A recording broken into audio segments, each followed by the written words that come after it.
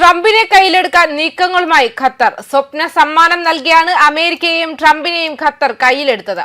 American പ്രസിഡന്റിന് Qatar സമ്മാനിച്ചത് കൂറ്റൻ ആഡംബര ജെറ്റ്. പ്രസിഡന്റിന് സഞ്ചരിക്കാനുള്ള എയർഫോഴ്സ് വണ്ണാക്കി മാറ്റാനുള്ള ഒരുക്കങ്ങൾ അമേരിക്ക തുടങ്ങിയതായി റിപ്പോർട്ടുകൾ വരുന്നുണ്ട്. എന്നാൽ ഇത്തരത്തിലൊരു സമ്മാനം നൽകിയതിന് പിന്നിൽ ഖത്തർ എന്തെങ്കിലും കരുതി വെച്ചിട്ടുണ്ടാവുമെന്നാണ് പുറത്തുവരുന്ന വിവരങ്ങൾ. ഇന്ത്യ ഉൾപ്പെടെയുള്ള രാജ്യങ്ങൾക്കിട്ട് പണിയുന്ന ട്രംപ് നാളെ തങ്ങൾക്കും പണിയാതിരിക്കാൻ വേണ്ടി മുൻകൂട്ടി ഇത്രയും വിലപിടിപ്പുള്ള സമ്മാനം നൽകിയെന്നാണ് പുറത്തുവരുന്ന വിവരങ്ങൾ. അമേരിക്കൻ മാധ്യമമായ CBS ആണ് വിവരങ്ങൾ പുറത്തുവിട്ടത്. ബോയിങ് 747-8 ജംബോ വിമാനമാണ് ഡൊണാൾഡ് ട്രംപിന് ഖത്തർ സമ്മാനിച്ചിരിക്കുന്നത്. ഈ വിമാനം ഒരുങ്ങുന്നത് പ്രസിഡന്റുമായി പറക്കുന്ന എയർഫോഴ്സ് ആകാൻ തന്നെയാണെന്നാണ് പുതിയ റിപ്പോർട്ടുകൾ വ്യക്തമാക്കുന്നത്. ഇഷ്ടമുള്ള ഏതാവശ്യത്തിനും ഉപയോഗിക്കാമെന്ന ധാരണയിലാണ് $400 മില്യൺ വില വരുന്ന ജെറ്റ് സമ്മാനിച്ചത്. ഏതാണ്ട് 3340 കോടി രൂപ ഈ സമ്മാനം സ്വീകരിക്കുന്നതിൽ ഒരു തർക്കവുമില്ലെന്ന് ട്രംപ് അന്നു തന്നെ വ്യക്തമാക്കിയിരുന്നു. അമേരിക്കയിൽ ഡെമോക്രാറ്റിക് പ്രതിനിധി റിച്ചി ടോറസ് ഇക്കാര്യത്തിൽ പരാതിയും നൽകിയിരുന്നു.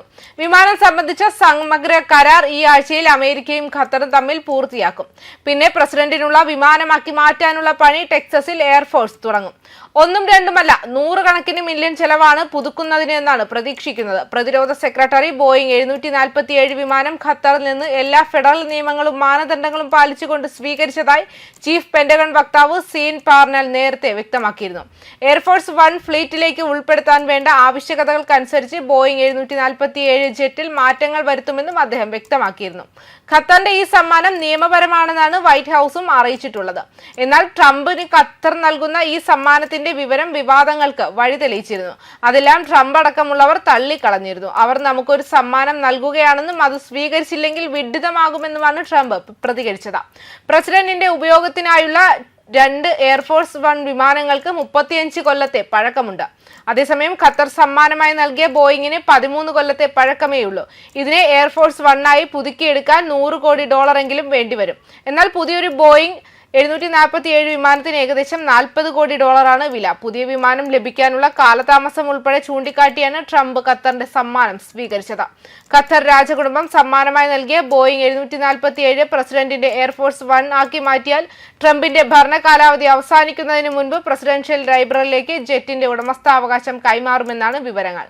ബോയിങ് കൊമേഴ്ഷ്യൽ എയർപ്ലെയിൻസിൽ നിന്നുള്ള ബോയിങ് 747 കുടുംബത്തിലെ വലിയ ദീർഘദൂര വൈഡ് ബോഡി വിമാനങ്ങളുടെ അവസാന പരമ്പരയാണ് ബോയിങ് 747-8. ഇത് 747ന്റെ ഏറ്റവും വലിയ മോഡൽ വകഭേദവും ബോയിങ്ങിന്റെ മൊത്തത്തിലുള്ള ഏറ്റവും വലിയ വിമാനവുമാണ്. 747-400 അവതരിപ്പിച്ചതിനു ശേഷം പിന്നീട് എയർബസ് A380 വികസിപ്പിച്ചെടുത്ത നിർദ്ദിഷ്ട ഡബിൾ ഡെക്ക് എയർബസിന്റെ സാധ്യതയുള്ള എതിരാളിയായി ബോയിങ് വലിയ 747 പതിപ്പുകൾ പര്യവേക്ഷണം ചെയ്തു. തുടക്കത്തിൽ 747 അഡ്വാൻസ്ഡ് എന്ന് വിളിക്കപ്പെട്ടിരുന്ന ഈ വലിച്ചു നീട്ടിയ വിമാനം 2005 നവംബർ 14 747-8 എന്ന പേരിൽ ഔദ്യോഗികമായി പുറത്തിറക്കി. 787 ഡ്രീം ലൈനറുമായുള്ള അതിന്റെ സാങ്കേതിക ബന്ധങ്ങളെ പ്രതിഫലിപ്പിക്കുന്ന പദവിയോടെ അക്കാലത്ത് 300 വിമാനങ്ങളുടെ വിപണി ബോയിങ് പ്രവചിച്ചു. 747-8ന്റെ ആദ്യ പറക്കൽ ചരക്ക് വിമാന പതിപ്പായ 747-8F 2010 ഫെബ്രുവരി 8 നടത്തി. തുടർന്ന് പാസഞ്ചർ പതിപ്പായ 747-8 ഇന്റർകോണ്ടിനെന്റ് 2011 മാർച്ച് 20 നടത്തി. ചരക്ക് വിമാന പതിപ്പ് 2011 ഒക്ടോബറിൽ വിതരണം ചെയ്തു. പാസഞ്ചർ പതിപ്പ് 2012 ജൂണിൽ വാണിജ്യ സേവനത്തിൽ പ്രവേശിച്ചു. അതേസമയം US-ൽ നിന്നും വിമാനവുമായി ബന്ധപ്പെട്ട ഞെട്ടിക്കുന്ന ഒരു വാർത്തയും പുറത്തു വന്നിരുന്നു. US നാവികസേനയുടെ യുദ്ധവിമാനം തകർന്നു വീണു എന്ന വാർത്തയാണ് പുറത്തു വന്നത്. കാലിഫോർണിയയിൽ വെച്ച് F-35C ലൈറ്റനിങ് 2 ജെറ്റ് യുദ്ധവിമാനമാണ് തകർന്നു വീണത്. ഏകദേശം $115 മില്യൺ വില വരുന്ന ലോകത്തിലെ ഏറ്റവും നൂതനമായ സ്റ്റെൽത്ത് ഫൈറ്റർ ആയാണ് ഈ യുദ്ധവിമാനം അറിയപ്പെടുന്നത്. അമേരിക്കയും പിഴയ്ക്കുന്നുവോ എന്ന ചോദ്യമാണ് ഇതിനു പിന്നാലെ ഉയരുന്നത്. US നാവികസേനയുടെ യുദ്ധവിമാനം പരിശീലന പറക്കലിനിടെയാണ് നേവൽ എയർ സ്റ്റേഷൻ ലെമൂറിന് സമീപം തകർന്നു വീഴുകയായിരുന്നു. F-35 യുദ്ധവിമാനത്തിന്റെ പാളിച്ചകളും തകരാറുകളുമാണ് ചർച്ചയാകുന്നത്. നാശനഷ്ടങ്ങളുടെ വ്യാപ്തിയോ ബേസ് പ്രവർത്തനങ്ങളെ എത്രത്തോളം ബാധിച്ചുവെന്നോ നാവികസേന ഇതുവരെ വെളിപ്പെടുത്തിയിട്ടില്ല. വിമാനം തകരുന്നതിന് മുൻപ് പൈലറ്റ് സുരക്ഷിതനായി ഇജക്ട് ചെയ്തതായി US നാവികസേന വ്യക്തമാക്കി. പ്രാദേശിക സമയം വൈകുന്നേരം 4:30 അപകടം നടന്നത്.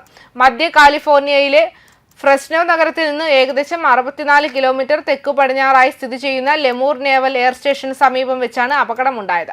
നാവികസേനയുടെ F-35C ലൈറ്റനിങ് 2 ജെറ്റ് ആണ് തകർന്നത്. US പ്രതിരോധ ഭീമനായ ലോക്ഹീഡ് മാർട്ടിൻ വികസിപ്പിച്ചെടുത്ത 5ാം തലമുറ സ്റ്റെൽത്ത് മൾട്ടി റോൾ കോമ്പാക്ട് വിമാനമാണ് F-35.